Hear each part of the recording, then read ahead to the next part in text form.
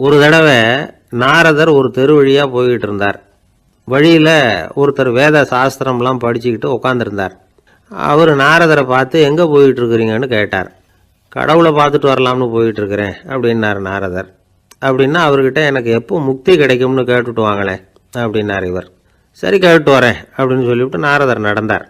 கொஞ்சம் தூரத்தில் ஒரு மரத்தடியில் ஒரு தொழிலாளி செருப்பு தைச்சிக்கிட்டு உட்காந்துருந்தார். அந்த ஆளும் அதே மாதிரி கேட்டுக்கிட்டார். எனக்கு எப்போ முக்தி கிடைக்கும்னு கடவுள்கிட்ட கேட்டுக்கிட்டு வாங்களேன்னார். அவர்கிட்டையும் சரின்னு சொல்லிவிட்டு நாரதர் நேராக வைகுண்டத்துக்கு வந்து சேர்ந்தார். கடவுளை பார்த்தார். இவங்க 2 பேரும் சொல்லி அனுப்பின விஷயத்தை பற்றி கேட்டார். அதுக்கு கடவுள் சொன்னார், அந்த செருப்பு தைக்கிற தொழிலாளி உடல் நீத்ததும் உடனே என்னை வந்து அடைவான். ஆனால் அந்த சாஸ்திரம் படித்த ஆள் இப்போதைக்கு என்கிட்ட வந்து சேரமாட்டான். அவன் இன்னமும் பல பிறவிகள் எடுத்து அங்கேயே இருக்க வேண்டியிருக்குது. எப்போ இங்கே வந்து சேருவான்னு எனக்கே தெரியாது அப்படின்னார். நாரதருக்கு இதோட ரகசியம் என்னங்கிறது புரியல. எனக்கு ஒன்றும் புரியலையேன்னாரான் கடவுள்கிட்ட. சீக்கிரம் புரிஞ்சுக்குவேன்.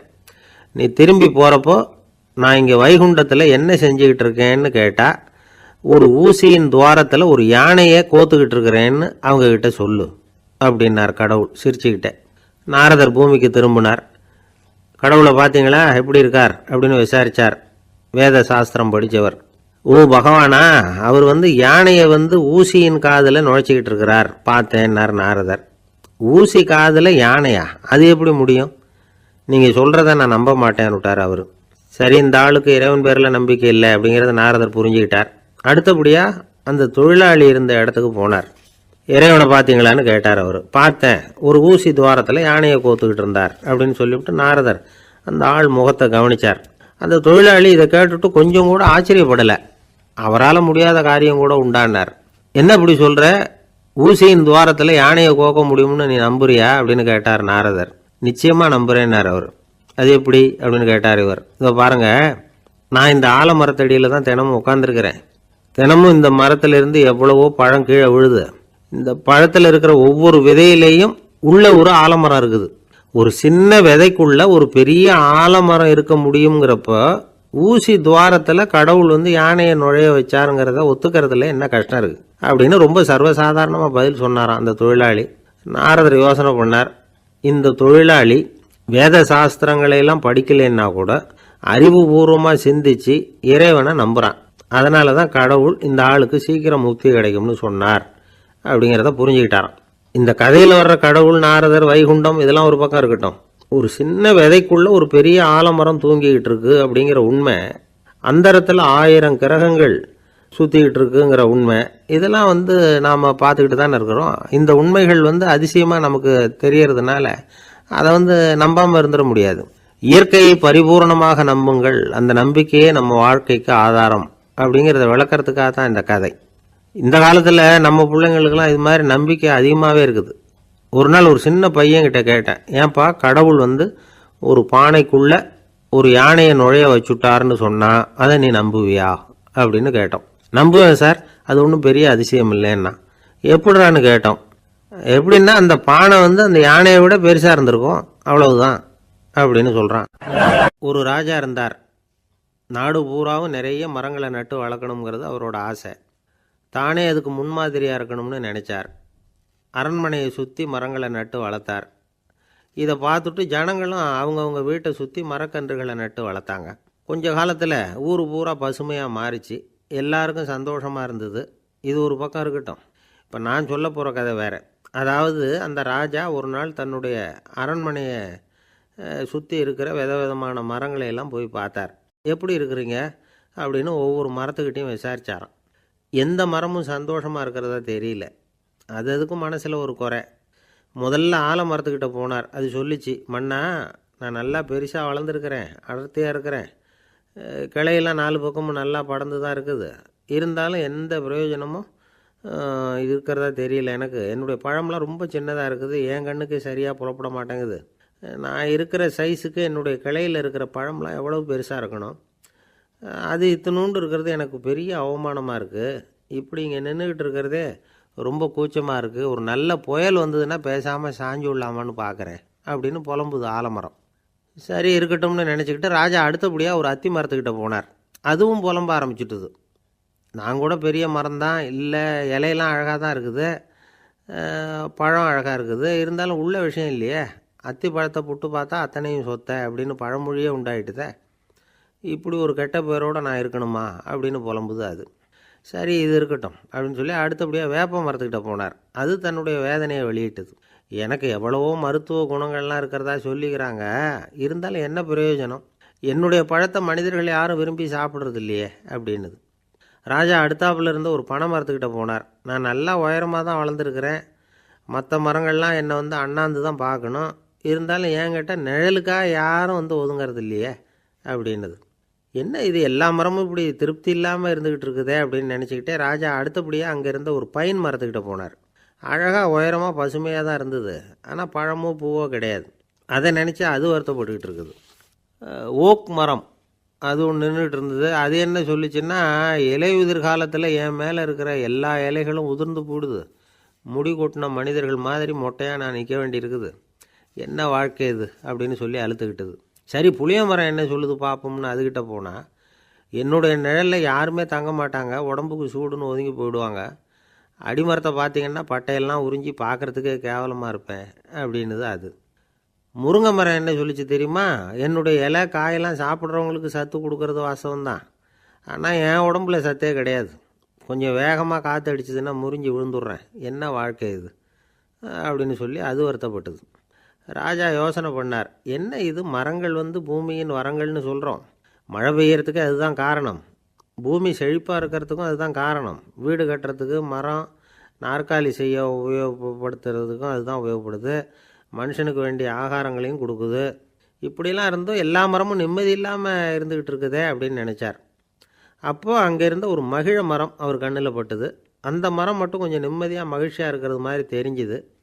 உடனே ராஜா அதுக்கிட்ட போனார்.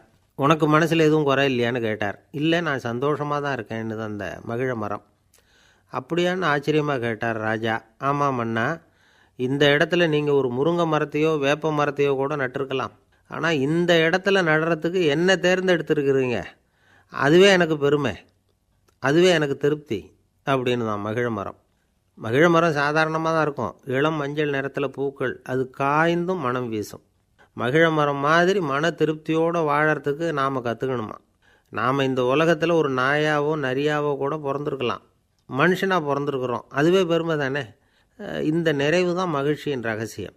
ஒரு பையன் அப்பா கிட்ட போய், அப்பா நீங்கள் இந்த உலகத்தில் ஒரு மனுஷனாக பிறந்தது என்னோட அதிர்ஷ்டம் நானா. ஏண்டா அப்படி சொல்கிறேன்னு இருக்கார் அப்பா. நீங்கள் ஒரு கரடியாக பிறந்திருந்தா இந்நேரம் நானும் ஒரு கரடி குட்டியாக தானே இருந்திருப்பேன் அப்படின்னு நானா பையன். ஒரு தீக்குச்சி தீப்பெட்டியை பார்த்து கேட்டுதான், நாம் 2 பேரும் தானே உரசிக்கிறோம், ஆனால் நான் மட்டும் தீ பிடிச்சி எரிஞ்சு போகிறேன், நீ அப்படியே இருக்கிறியே அப்படின்னு தான். அதுக்கு தீப்பெட்டி சொல்லியிருக்குது, உனக்கு தலையில் கணம் இருக்குது அதனால் அழிஞ்சு போகிற அப்படின்னு தான். எப்படி இருக்கு பாருங்கள் இந்த பதில். தலையில் கணம் உள்ளவங்க யாருமே சரியாக இருக்க முடியாது, எவ்வளவு பெரியவங்களாக இருந்தாலும் சரி, ரொம்ப கஷ்டம்தான் அது.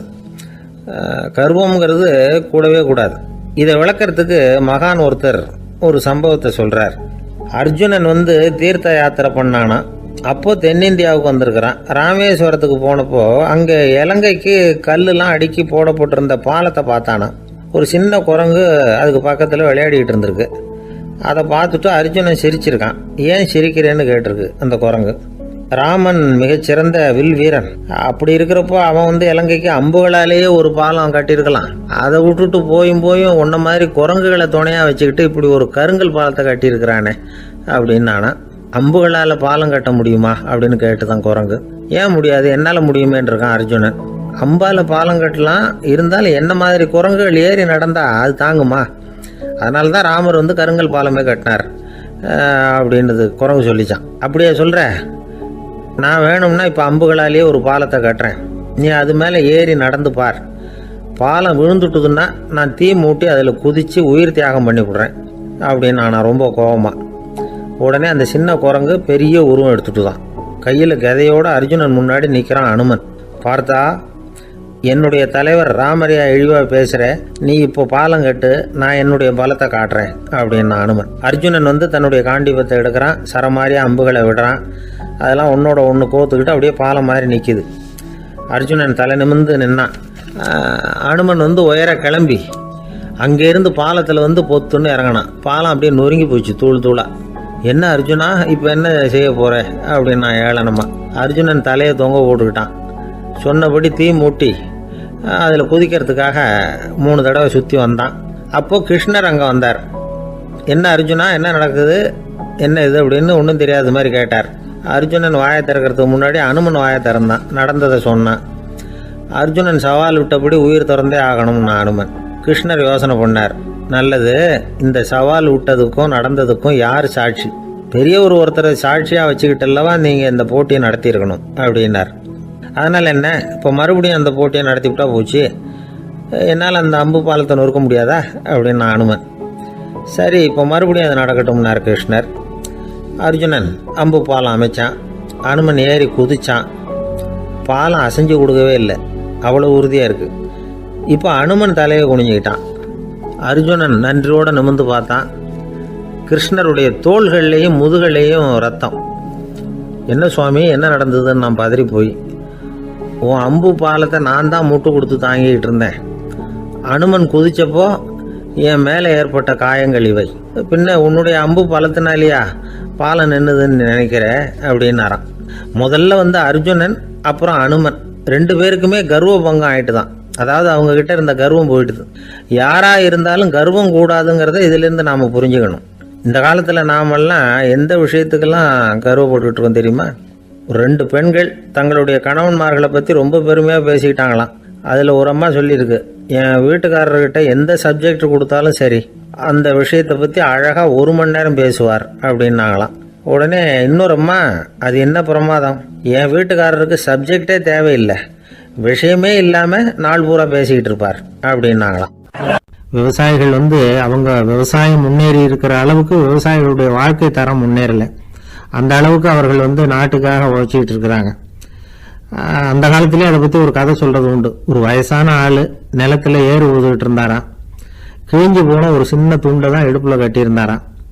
தலையில் ஒரு கந்தலை சுற்றி இருந்தார். உடம்பு பூரா சேரு, ரொம்ப ஏழை. ஏறு ஓட்டிகிட்டு இருக்கிறவர் வேறு எப்படி இருப்பார்? இருந்தாலும் அந்த ஆள் ரொம்ப ஜாலியாக பாட்டு பாடிக்கிட்டே ஏறு ஊதுகிட்டு இருந்தாராம். உடம்புல தான் அவர் ஏழையை தவிர மனசில் ஒரு ஏழையாக தெரியல. அந்த சமயத்தில் அந்த நாட்டு ராஜா அந்த பக்கமாக குதிரை மேலே வந்தாராம். வேட்டைக்கு போயிட்டு பரிவாரங்களோடு திரும்பி வந்துகிட்டு இருக்கிறார். ரொம்ப செல்வ செழிப்பில் இருக்கிற ராஜா அவர் இந்த வயசான விவசாயியை பார்த்துருக்கார். இந்த ஆள் ரொம்பவும் ஏழைங்கிறது அவர் பார்த்தாவே பளிச்சுன்னு தெரியுது. கட்டிக்கிறதுக்கு நல்ல துணி இல்லை, உடம்போ இழைச்சி போயிருக்குது, வயிறு முதுகில் போய் ஒட்டிகிட்டு இருக்கு, கண்ணு குழு விழுந்து போயிருக்குது. ஆனாலும் முகத்தை பார்த்தா சந்தோஷமாக இருக்கிற மாதிரி இருக்கு. இவ்வளவு உற்சாகமாக பாடிக்கிட்டு இருக்கிறாரே அப்படின்னு ஆச்சரியமாக நினச்சி பார்த்தார் அந்த ராஜா. சரி, அவர்கிட்ட கொஞ்சம் பேச்சு கொடுத்து பார்க்கலாம் அப்படின்னு முடிவு பண்ணார். ஐயா பெரியவரே, இப்படி கொஞ்சம் வர முடியுமான்னாராம். பொழுது போகிறதுக்குள்ளே நான் இந்த வயல் பூரா உழவு ஓட்டி ஆகணும், அதனால் பேசுறதுக்கு நேரம் இல்லை அப்படின்னாராம் அந்த பெரியவர். என்ன அவ்வளவு அவசரமா, மீதி இருந்தால் நாளைக்கு உழுதப்படாதா? அது சரி, உனக்கு எத்தனை ஏக்கர் நிலம் இருக்குது அப்படின்னு விசாரிச்சிருக்கார் ராஜா. எனக்குன்னு சொந்தமாக உள்ளங்கை அளவு கூட நிலம் கிடையாது. இது எங்கள் முதலாளியோட நிலம். இதை பூராவும் உழுது முடிச்சாதான் அவர் கூலி கொடுப்பார். நான் கூலிக்கு ஊதுகிட்டு இருக்கிறேன். உங்ககிட்ட பேசிக்கிட்டு இருந்தா அவருக்கு துரோகம் பண்ணது மாதிரி ஆயிடும் அப்படின்னாராம். ராஜா குதிரை விட்டு கீழே இறங்கினார். வரப்புல நடந்து அந்த பெரியவர்கிட்டே போனாராம். சரி, ஒரு நாள் பூரா உழுதான் உனக்கு எவ்வளவு கூலின்னு கேட்டிருக்கார். 8 அணா கூலி கிடைக்கும்னாராம் அவர். இது ரொம்ப காலத்துக்கு முன்னாடி நடந்த ஒரு சம்பவங்கிறதுனால அப்போ 8 அணா கூலிங்கிறது ரொம்ப பெருசு. இருந்தாலும் அதுவும் அந்த ராஜாவுக்கு பெரிய கூலியா தெரியல. இவ்வளவுதானா, இதை வச்சுக்கிட்டு நீ எப்படி காலம் தள்ளுற அப்படின்னாராம். ஒன்றும் கவலை இல்லை அப்படின்னாராம் அவர். ராஜாவுக்கு ரொம்ப ஆச்சரியமா போச்சு.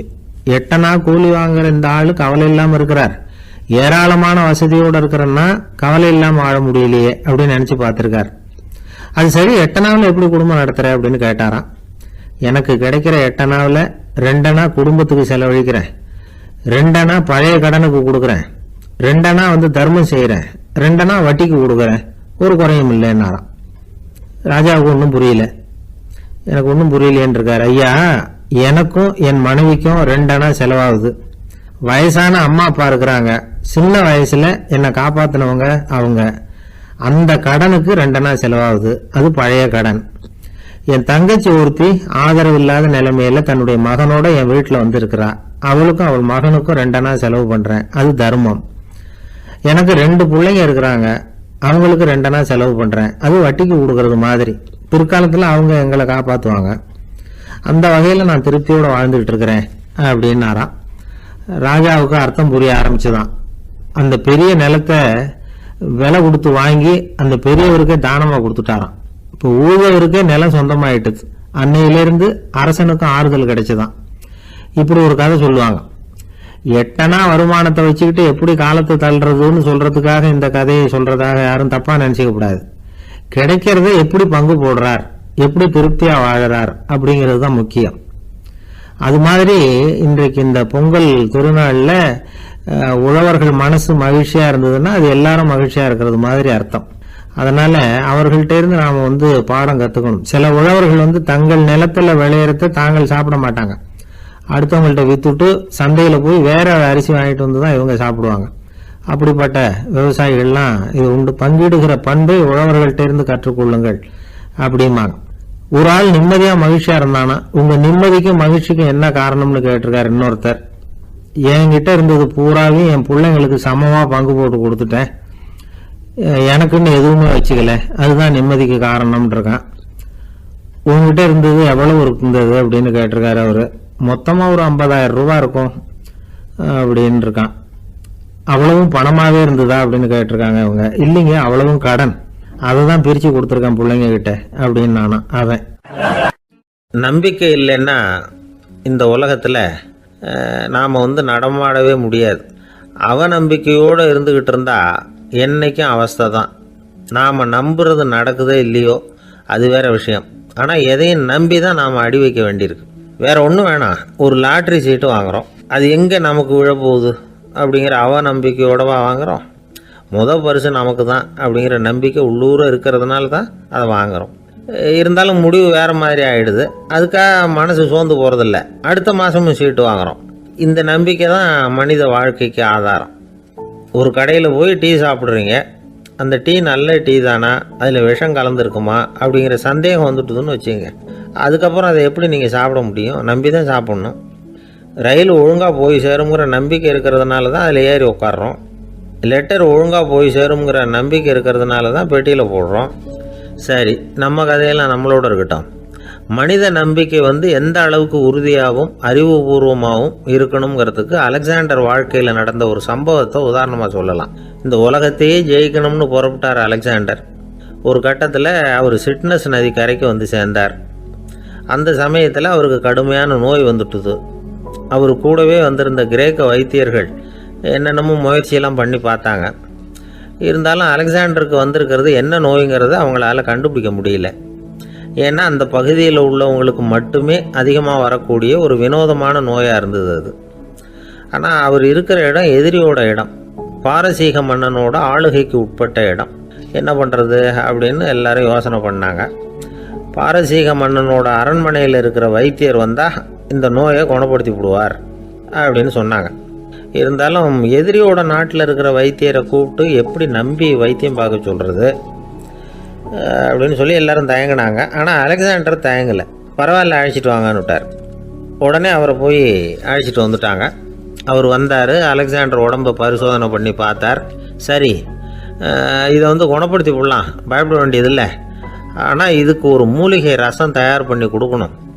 நான் போய் அதை தயார் பண்ணிவிட்டு 2 நாளில் திரும்பி வந்துடுறேன் அப்படின்னு சொல்லிவிட்டு போனார் அந்த வைத்தியர். அதே மாதிரி 2 நாளில் திரும்பி வந்தார் மூலிகை ரசத்தோட. இதுக்கு இடையில் அலெக்சாண்டரோட தளபதிகளில் ஒருத்தர் ரகசியமாக ஒரு எச்சரிக்கை கடிதம் கொடுத்து அனுப்பியிருக்கிறான். அதை வாங்கி என்ன விஷயம்னு பார்த்தார். இப்போ உங்ககிட்ட வந்திருக்கிற எதிரி நாட்டு வைத்தியரை நம்பாதீங்க, அவன் கொண்டுகிட்டு வந்திருக்கிற மூலிகை ரசத்தில் விஷம் கலந்துருக்குது அப்படின்னு அதில் எழுதியிருக்கு. அதை பார்த்தார் அலெக்சாண்டர். இருந்தாலும் கொஞ்சம் கூட அலட்டிக்கல. வைத்தியர் கொடுத்த மருந்தை வாங்கி கடகடன்னு குடிச்சுட்டு அதுக்கப்புறம் அந்த கடிதத்தில் இருந்த விஷயத்தை அந்த வைத்தியர்கிட்ட சொன்னார். வைத்தியர் தகைச்சு போயிட்டார். தன் மேலே அலெக்சாண்டர் வச்சிருக்கிற நம்பிக்கையை பார்த்து அவருக்கு ரொம்ப வியப்பு. வைத்தியர் உண்மையிலேயே நல்ல மருந்து தான் கொண்டுட்டு கொடுத்துருக்கிறார், அதில் விஷம்லாம் எதுவும் கலக்கலை.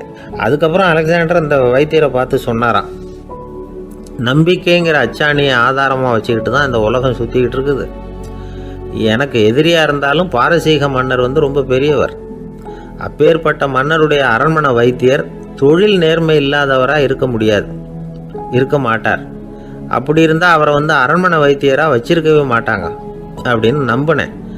என்னுடைய நம்பிக்கை வீண் போகலை அப்படின்னாராம். இதுதான் மானுட நம்பிக்கைங்கிறது. இந்த காலத்துலேயும் இது மாதிரி இந்த மானுட நம்பிக்கையை ரொம்பவும் சாமர்த்தியமாக கையாளுகிற கெட்டிக்காரங்க சில பேர் இருக்கிறாங்க. இந்த காலத்து குரு, அவருக்கு ஒரு சிஷ்யன். குரு முன்னாடி அந்த சிஷ்யன் ரொம்ப பணிவாக நின்று, குருவே, உங்கள் கையால் விஷத்தை கொடுத்தாலும் அதை வாங்கி மடமடன்னு குடிச்சிருவேன் அப்படின்னா. உன்னுடைய குரு பக்தியை மெச்சினேன் அப்படின்னார் குரு. அதுக்கு அந்த சிஷ்யன், அப்படி இல்லை குருவே, உங்ககிட்ட சிஷ்யனாக இருக்கிறத விட உங்கள் கையால் விஷத்தை வாங்கி குடிச்சு விடுறது ரொம்ப நல்லது, அதனால தான் அப்படி சொன்னேன் அப்படின்னா. ஒரு காடு, நல்ல மரம்லாம் செழிச்சு இருந்தது. அப்படிப்பட்ட காட்டில் ஒரு சாது இருந்தார். அவர் எப்படின்னா எப்பவும் ஒரு மரத்தடியில் உட்காந்துருப்பார். ஏன்னா அவருடைய இருப்பிடமே அதுதான். அவர் என்ன பண்ணுவார், 3 கல் வச்சுருந்தார். செங்கல் மாதிரி இருக்கும், ஆனால் அதை விட கொஞ்சம் பெருசாக இருக்கும். எதுக்கு அந்த 3 கல்லுன்னா அதுதான் அவருடைய படுக்கை. அதாவது தூங்குறப்ப ஒரு கல்லை தலைக்கு கீழே வச்சுக்குவார், இன்னொரு கல்லை இடுப்புக்கு கீழே வச்சுக்குவார், இன்னொரு கல்லை காலுக்கு கீழே வச்சுக்குவார். உடம்பை அப்படியே ஒரு தகட்டால் மூடிக்குவார், அப்படியே தூங்கி போடுவார். மழை பெய்யுதுன்னு வச்சுங்க, அவர் உடம்பு 3 கல் மேலே இருக்குதா, அதனால் தண்ணி அடியில் ஓடி போடும், உடம்பு நனையாது. மேலே தகடு இருக்கிறதுனால மழையும் உடம்புல படாது. அவர் தூக்கமும் கிடாது, நிம்மதியாக தூங்குவார். பகலில் அந்த 3 கல்லையும் ஒரு சேர ஒரு அடுப்பு மாதிரி வச்சு அது மேலே உட்காந்துக்குவார். அதனால் பாம்பு பூச்சி எதுவும் அவரை தொந்தரவு பண்ணுறதில்ல, அது பாட்டுக்கு நடந்து போயிடும். அவர் பாட்டுக்கு நிம்மதியாக இருப்பார். யாராவது எதையாவது கொண்டுகிட்டு கொடுத்தா அதை வாங்கி சாப்பிடுவார், அவ்வளவுதான். ஒரு நாள் அந்த நாட்டு அரசன் காட்டுக்கு வேட்டையாட வந்தான். அந்த வழியாக வந்தப்போ இந்த சாது படுத்துருக்கிறத பார்த்தான், பரிதாபப்பட்டான். ஐயோ பாவம், இவர் இப்படி இந்த கல் மேலே உடம்பை வச்சுக்கிட்டு தூங்குறாரு, என்ன பாடுபடுவார், இவரை நாம் அரண்மனைக்கு அழைச்சிட்டு போய் சுகமாக நிம்மதியாக இருக்கிறதுக்கு வழி செஞ்சு கொடுப்போம், அது ரொம்ப நல்லாயிருக்கும் அப்படின்னு நினச்சான். அப்படி நினச்சிக்கிட்டே அரண்மனைக்கு வந்துட்டான். அதுக்கப்புறம் ஒரு பல்லக்கையும் 2 சேவகர்களையும் காட்டுக்கு அனுப்பி அந்த சாதுவை மெதுவாக இங்கே அழைச்சிட்டு வந்துடுங்க அப்படின்னு சொல்லி அனுப்பி வச்சான். இவங்க போய் அவர்கிட்ட விவரத்தை சொன்னாங்க. எனக்கு என்னத்துக்கு அரண்மனை வாசம் அப்படின்னார். இருந்தாலும் மன்னர் உத்தரவு, நீங்கள் அவசியம் வரணும் அப்படின்னாங்க இவங்க. சரின்னு சொல்லிவிட்டு வேறு வழி இல்லாமல் புறப்பட்டார். புறப்படும் பொழுது என்ன பண்ணாருன்னா, மறக்காமல் அந்த 3 கல் ஒரு தகடு அதையும் எடுத்து பல்லக்கில் வச்சுக்கிட்டார். என்னத்துக்கு இதையெல்லாம் எடுத்து வைக்கிறாரு அப்படின்னு சொல்லி அவங்க யோசனை பண்ணாங்க. இருந்தாலும் அதை பற்றி ஒன்றும் கேட்கல. பேசாமல் அவரை அழைச்சிட்டு போய் அரண்மனையில் விட்டுட்டாங்க. அரசன் ஓடி வந்தான், வரவேற்றான், அறுசுவை உணவு படைத்தான். அவர் படுக்கிறதுக்கு தங்க கட்டில், பட்டு மெத்தை, இப்படி எல்லாம் ஏற்பாடு பண்ணி வச்சான். இங்கே படுத்து ஓய்வு எடுத்துங்க அப்படின்னு சொல்லிவிட்டு அவன் பாட்டு போயிட்டான். மறுநாள் காலையில் பார்க்குறான், சாது படுத்துருக்கிறார். எப்படி தெரியுமா, அந்த பட்டு மெத்தை மேலே 3 கல்லையும் வச்சு வழக்கம் போலவே அது மேலே படுத்துருக்கிறார். அதுக்கு மேலே தகடு. அரசன் பார்த்துட்டு அதிர்ச்சி ஆகிட்டான். என்ன சுவாமி இப்படி அப்படின்னா, சாது சொன்னார், எனக்கு தேவையும் இல்லை குறையும் இல்லை, எல்லா இடத்துலையும் எனக்கு ஒரே மகிழ்ச்சி தான் அப்படின்னார். மகிழ்ச்சிங்கிறது தங்க கட்டிலேயோ பட்டு மெத்தையிலேயோ இல்லை, அது மனசில் இருக்கிற ஒரு விஷயம். உண்மையான மகிழ்ச்சிக்கு வழி மனப்பக்குவம் அப்படிங்கிறது அந்த அரசனுக்கு புரிஞ்சுதான். இந்த காலத்தில் ஒரு சாமியார், அவரை தேடி ஒரு சீடன் வந்தான். என்னாச்சு தெரியுமா, சுவாமி எனக்கு நிம்மதி வேணும், அதுக்கு என்ன வழின்னு கேட்டான். சாமியார் நிமிர்ந்து பார்த்தார். அப்புறம் சொன்னார், நீ ஏகப்பட்ட பேர்கிட்ட கடன் வாங்கியிருக்கிற, அதையெல்லாம் திருப்பி கொடுத்தா தான் உனக்கு நிம்மதி கிடைக்கும்னார். இவனுக்கு ஆச்சரியம். அது எப்படி சாமி, அவ்வளவு கரெக்டாக நான் கடன் வாங்கினதை கண்டுபிடிச்சிங்க அப்படின்னா. உனக்கு கடன் கொடுத்து சாமியாராக போனதே நான் தான்ப்பா, அதனால தான் இந்த கதிக்கு வந்தேன். என்கிட்டயே நிம்மதிக்கு வழி கேட்குறிய, அதுதான்டா வேதனை அப்படின்னாராம் அவர். ரொம்ப நாளைக்கு முன்னாடி ஒரு நாள் கோவலன் நாடகம் நடந்தது. எங்கள் மதுரையில் நடந்தது. அதில் ஒரு முக்கியமான கட்டம், கண்ணகி கிட்ட சிலம்பை வாங்கிக்கிட்டு அதை விற்கிறதுக்காக மதுரை நகருக்கு புறப்படுறான் கோவலன். அந்த சமயத்தில் கண்ணகி பாடுற மாதிரி ஒரு நாடக பாடல், நாடக ஆசிரியர் எழுதினது. அது என்ன பாட்டுன்னா, மா பாவியோர் கூடி வாழும் மதுரைக்கு மன்னா போகாதீர் என்று அப்படின்னு ஆரம்பிக்கும் அந்த பாட்டு. இதுதான் அந்த பாட்டு. இதை கண்ணகி மேடையில் பாடின உடனே கூட்டத்தில் சலசலப்பு. நம்ம ஊர்லேயே நமக்கு முன்னாடியே நின்றுக்கிட்டு மா பாவியோர் கூடி வாழும் மதுரை அப்படின்னு சொல்கிறாங்களே, என்ன தைரியம் அப்படின்னு எல்லாம் குழப்பம் பண்ண ஆரம்பிச்சிட்டாங்க. மக்கள் சத்தம் போட ஆரம்பிச்சிட்டாங்க. எதிர்ப்பு குரல் அது பாட்டுக்கு வர வர அதிகமாக போட்டுது.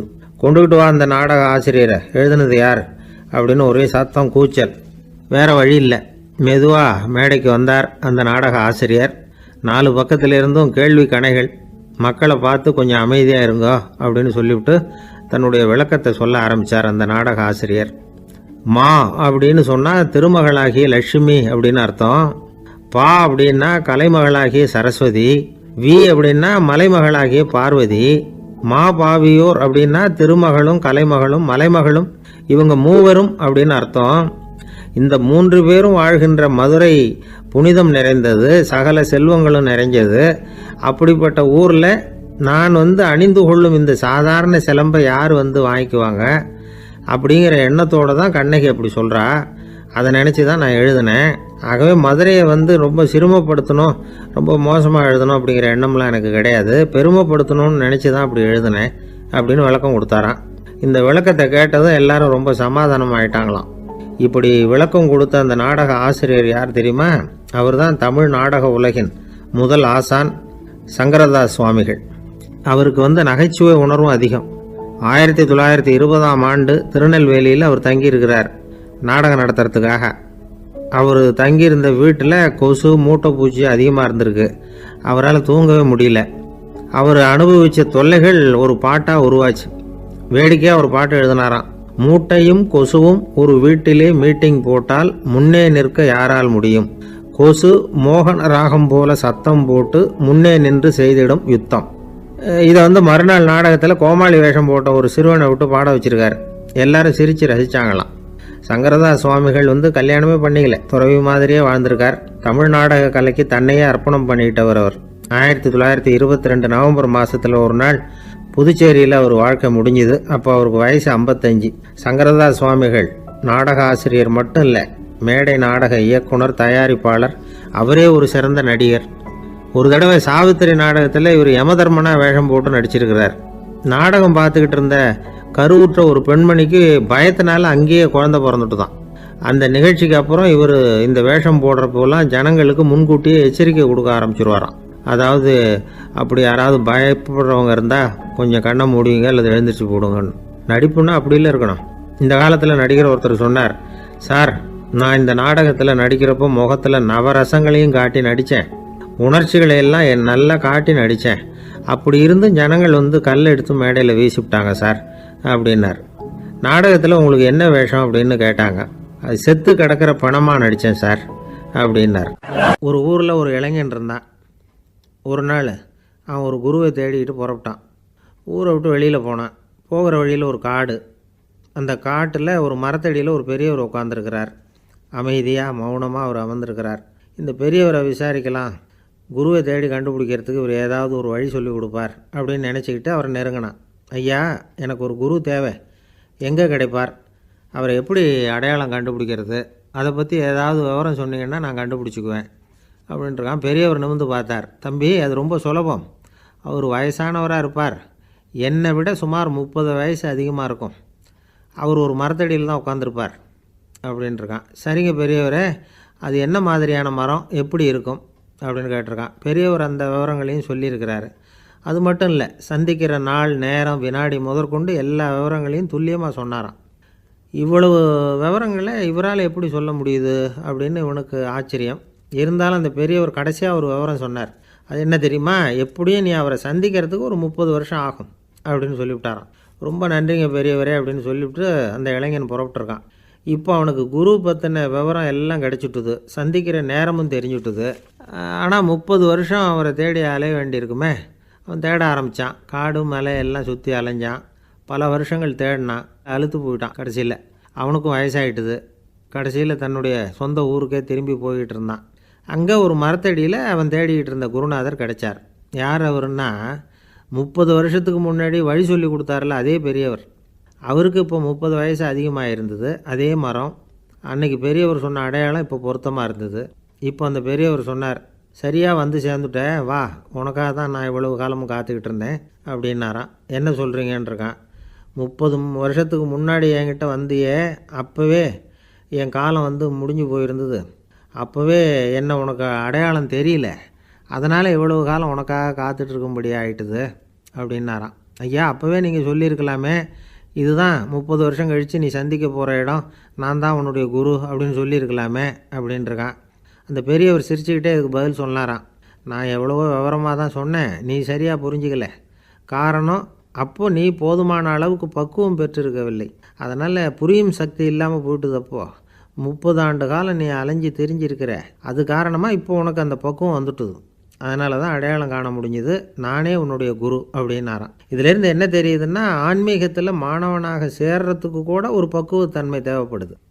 ஒரு பெரிய ஞானி, அவர்கிட்ட சீடனாக இருக்க ஒருத்தன் வந்தான், எதிரில் நின்னான். ஞானி அவனை வெகு நேரம் உற்று பார்த்தார். அப்புறம் சொன்னார், சீடனாக இருக்கிறது ரொம்ப சிரமம்னார். நான் தயாராக இருக்கிறேன்னா. அது இன்னமும் சிரமமாச்சே, இங்கே வந்து குருவாக இருக்கிறது மட்டுமே சுலபம் அப்படின்னாராம். அப்படின்னா நான் குருவாகவே ஆயிடுறேன் அப்படின்னானா. இது போலவே இந்த காலத்தில் கதை ஒன்று உண்டு. ஒரு பள்ளிக்கூடத்தில் வகுப்பு ஆசிரியர் மாணவனை திட்டிக்கிட்டு இருந்தார். டேய், நீ 100க்கு 10 மார்க்கு தான் வாங்கிக்கிட்டு இருக்க, இவ்வளவு மோசமாக நீ படித்தா கடைசியில் மாடு மேய்க்கிறது கூட லாய்க்கு இல்லாதவனா ஆகிடுவேன்.